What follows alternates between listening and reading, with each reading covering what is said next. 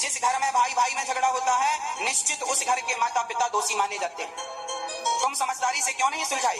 क्यों नहीं दोनों बच्चों को बिठाकर, दोनों बहुओं को बिठाकर तुमने सुलझाने का प्रयास किया?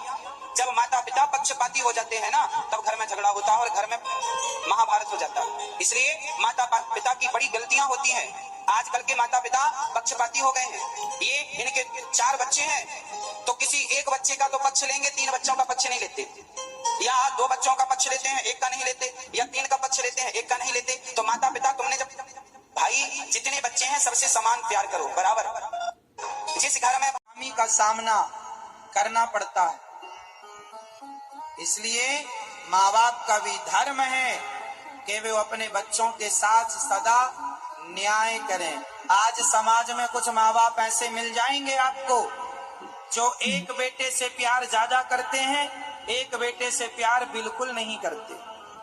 एक बहू से प्यार ज्यादा करते हैं, एक बहू से प्यार बिल्कुल नहीं करते। जो माता पिता अपने बच्चों के साथ भेदभाव करते हैं, वह माता पिता घोर नरक जाते हैं।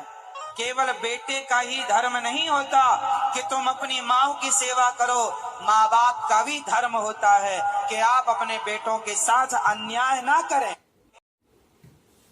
इतनी इस कथा से आप ये समझिए कि यदि अपने भाइयों का अधिकार छीन कर अपने बच्चों को देना चाह रहे हैं तो अधिकार छीन लोगे, पर छीना हुआ वह अधिकार आपका सर्वनाश ना कर दे तो आप कह देना, मैं लिखित में आपको कह सकता हूँ, आप किसी का हक खाओगे, खा लो अपने भाई का, खा लो अपनी भौजाई का हक, खा लो अपने छोटे और बड़े भाई का हक, खा लो पड़ोसियों का हक। तुम्हें अभी मजा आएगा ना चोरी करने में, खाने में, पर वह जो तुम खा रहे हो वह तुम्हारा सर्वनाश करेगा।